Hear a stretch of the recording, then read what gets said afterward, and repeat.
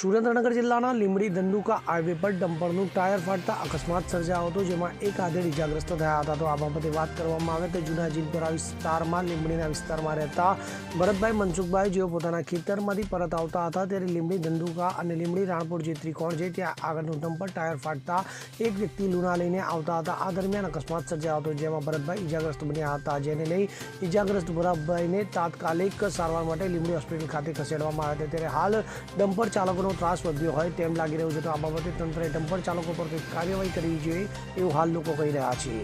કલ્પેશ વાડેર સાથે CN24 news, Surendranagar. હવે જુઓ દેશ દુનિયાની તમામ ખબરો તમારી આંગળીના ટેરવે. ઉઠાવો મોબાઈલ અને Google Play Store પરથી ડાઉનલોડ કરો અમારી CN24 ન્યૂઝ મોબાઈલ એપ.